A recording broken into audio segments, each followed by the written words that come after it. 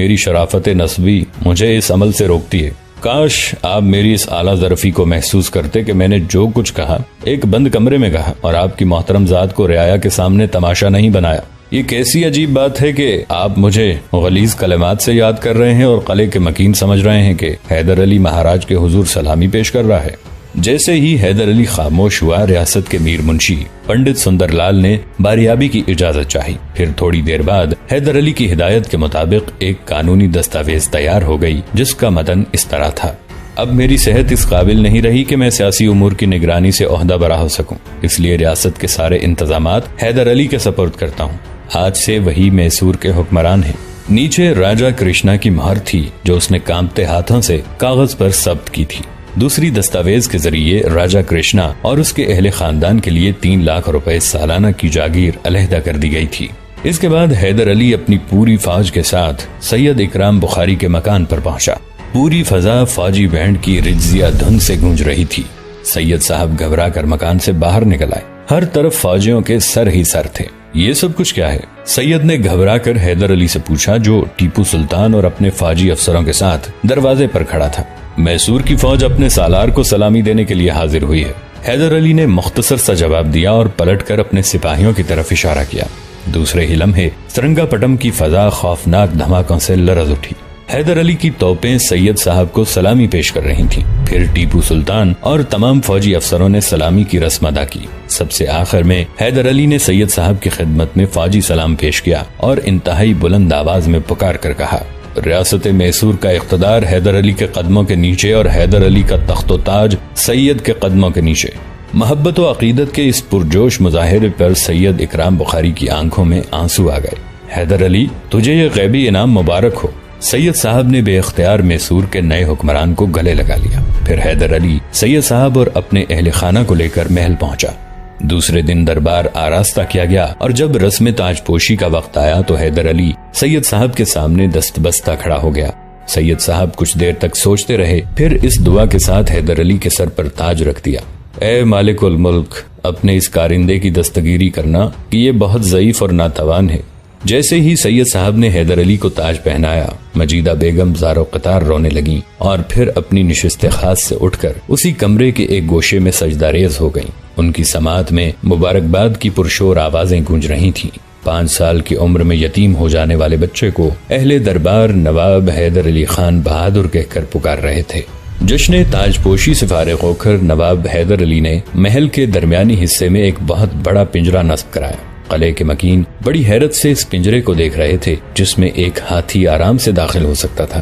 دوسرے لوگ تو اس پنجرے کے سلسلے میں کوئی سوال نہ کر سکے، مگر شجاعت خان پوچھ بیٹھا: سرکار، قلعے کے بیچ میں یہ پنجرا کچھ عجیب سا لگتا ہے، آخر یہ کس کام آئے گا؟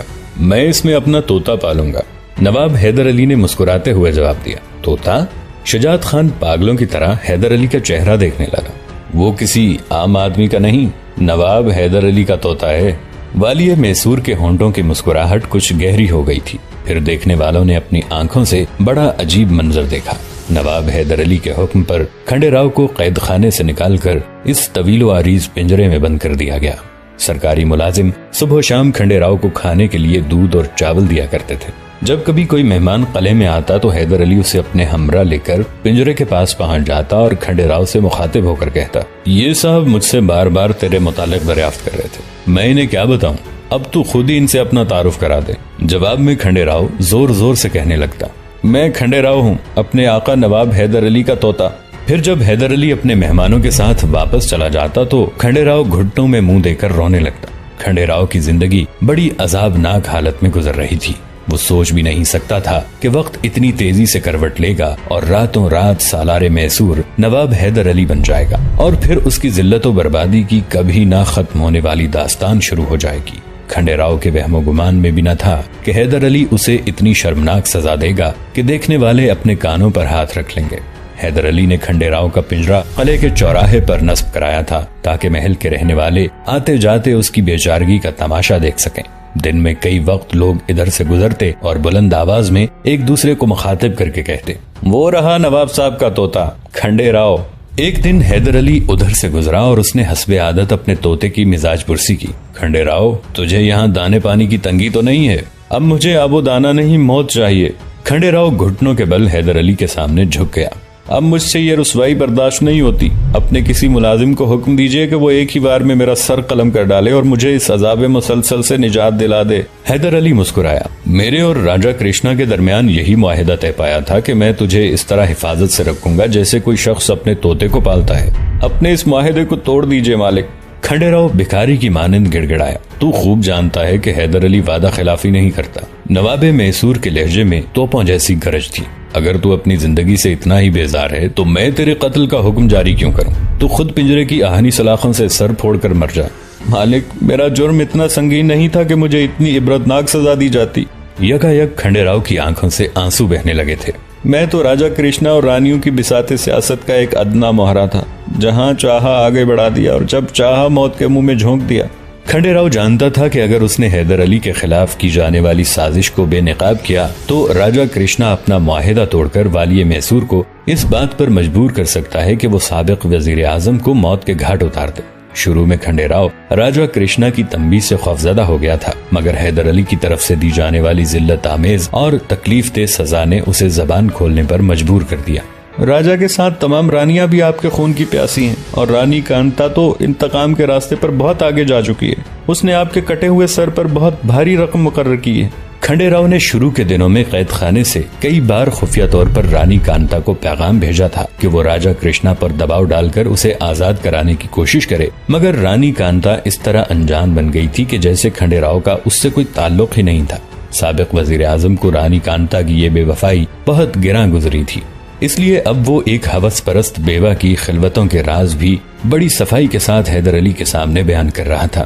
ان سب نے مل کر پیشوائے پونا مادھو راؤ سے ساز باز کر کے ایسا جی پنڈت کو سرنگا پٹم پر حملے کی دعوت دی تھی۔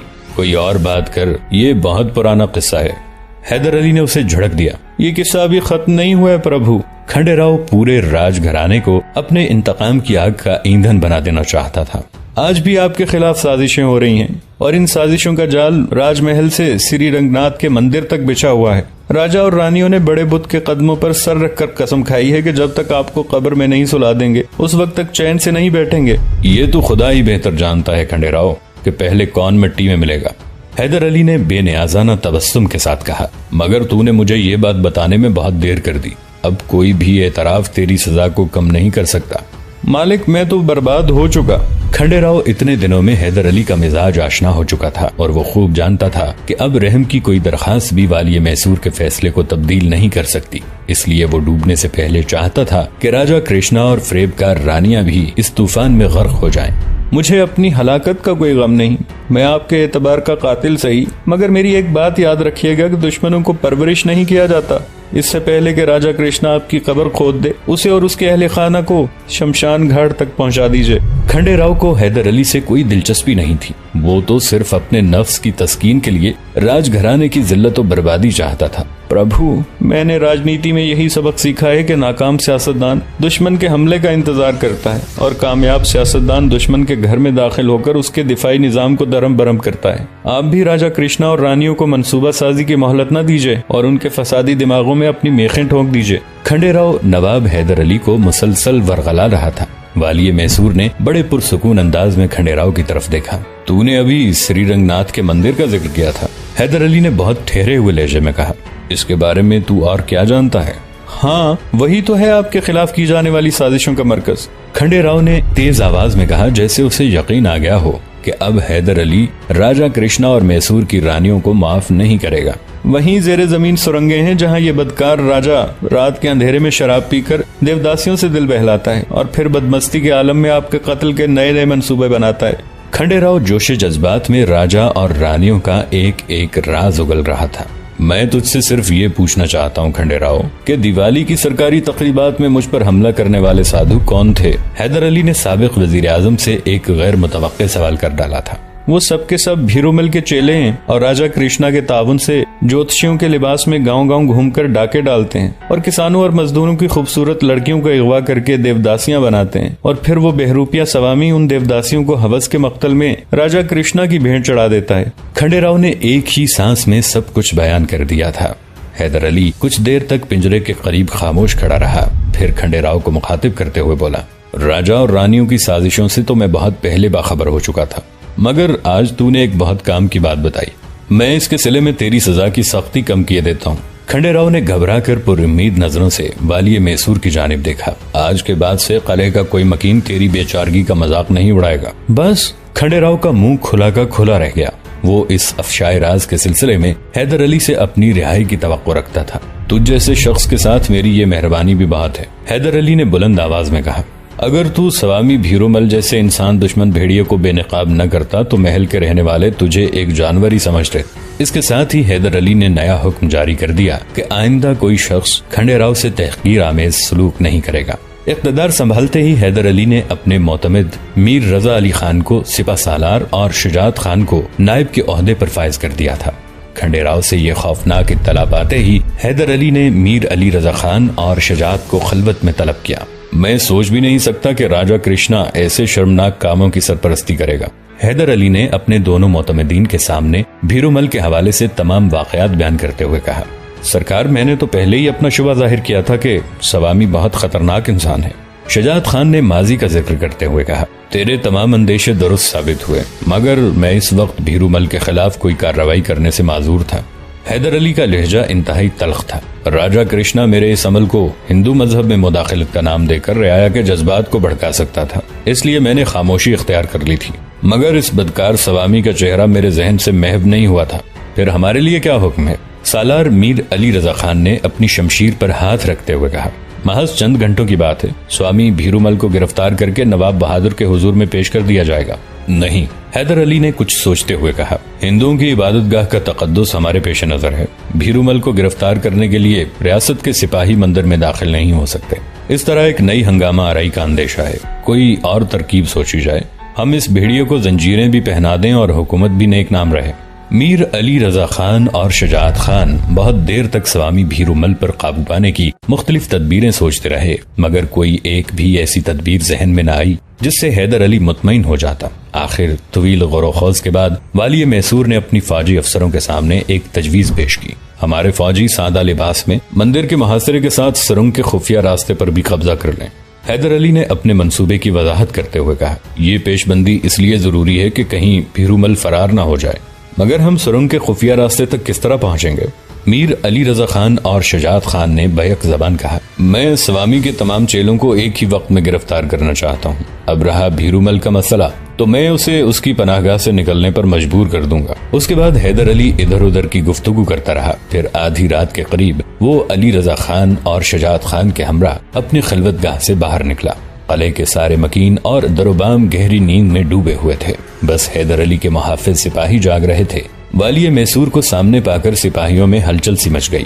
حیدر نے انہیں سرگوشی کے انداز میں سمجھایا کہ وہ اپنی جگہ خاموشی کے ساتھ پہرا دیتے رہیں اور محل کے اس حصے پر گہری نظر رکھیں جہاں راجہ کرشنا اور اس کے اہل خانہ رہتے ہیں۔ اگر راجہ کرشنا کا کوئی محافظ سپاہی اس طرف آنے کی کوشش کرے تو اسے وہیں روک دیا جائے۔ تمام احکامات جاری کر کے حیدر علی نے اس خدمتگار کو طلب کیا جو کھنڈے راؤ کو دونوں وقت کھانا پہنچایا کرتا تھا۔ خدمتگار کانپتا ہوا والی میسور کی خدمت میں حاضر ہوا۔ حیدر علی اسے اپنے ہمراہ لے کر پنجرے کے قریب پہنچا۔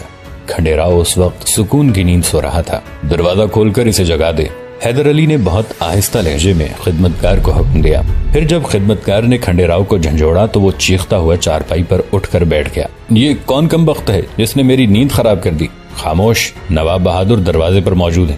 خدمتگار نے تیز سرگوشی میں کھنڈے راؤ کو تنبیہ کرتے ہوئے کہا۔ کھنڈے راؤ شدید بدحواسی کے عالم میں چارپائی سے نیچے اتر آیا اور دروازے کے قریب پہنچ کر حیدر علی سے مخاطب ہوا۔ مالک، آپ اس وقت؟ باہر آ۔ حیدر علی کی سرگوشی ابھری۔ کھنڈے راؤ لرزتے قدموں کے ساتھ پنجرے سے نکلا اور اندھیرے میں آنکھیں پھاڑ پھاڑ کر حیدر علی کے چہرے کے تاثرات کو دیکھنے کی کوشش کرنے لگا۔ سرنگ کے خفیہ راستے تک ان لوگوں کی رہنمائی کر۔ حیدر علی نے کھنڈے راؤ کو حکم دیتے ہوئے کہا، اگر تو نے اپنی عادت کے مطابق کسی نئی فریب کاری سے کام لیا تو تیرے ہاتھ پاؤں کاٹ کر اپاہج بنا دوں گا۔ اس کے بعد میر علی رضا خان اور شجاعت خان کھنڈے راؤ کو ساتھ لے کر قلعے سے نکل گئے۔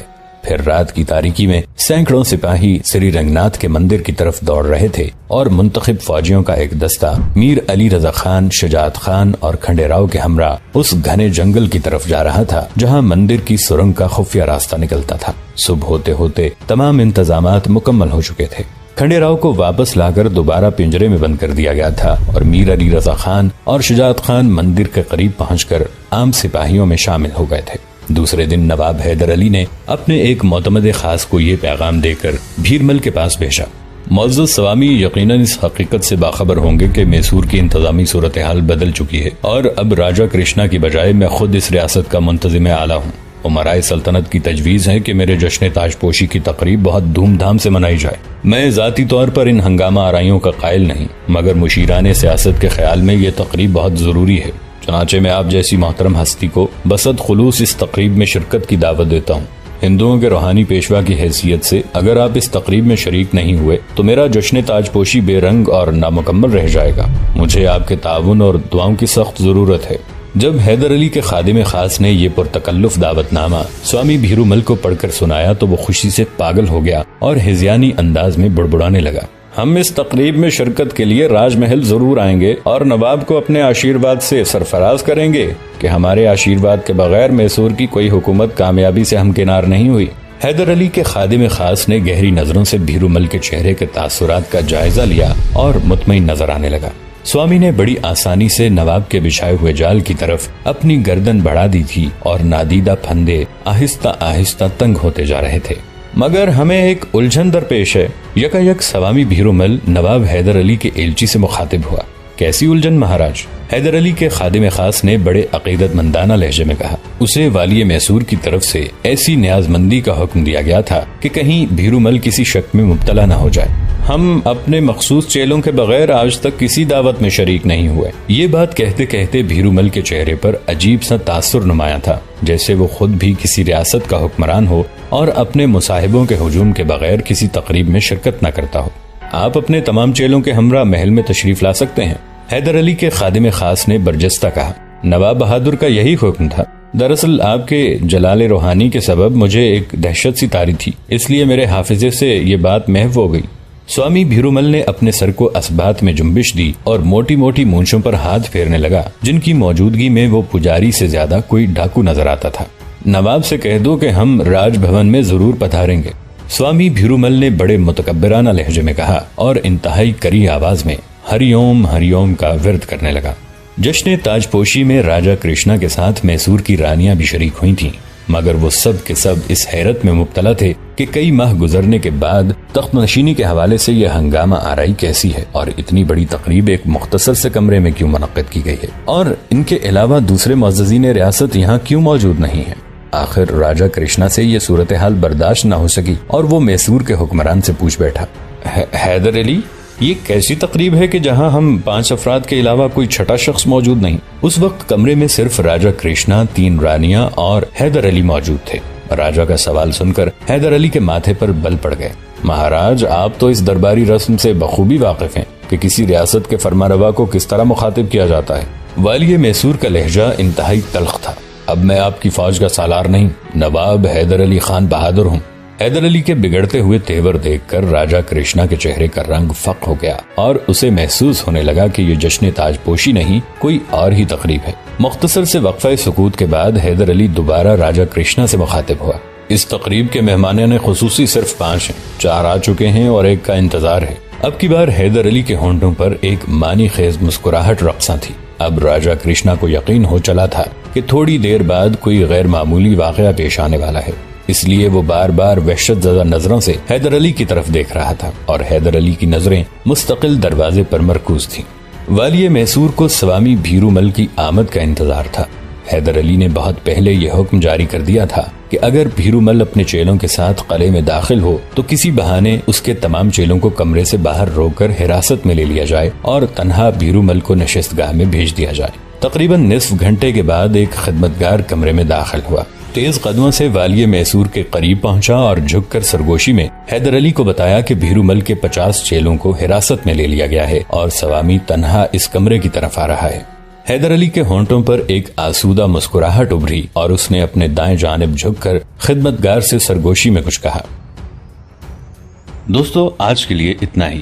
اسی کہانی کی اگلی قسط کے ساتھ بہت جلد حاضر ہوں گے۔ نیچے کامنٹ سیکشن میں اپنی رائے کا اظہار ضرور کیجیے گا۔ ہمارے اس چینل کو سبسکرائب کر کے نیچے موجود بیل آئیکن کو بھی ضرور کلک کیجیے گا۔ اگلی ملاقات تک کے لیے ہمارا اور آپ کا اللہ نگہبان۔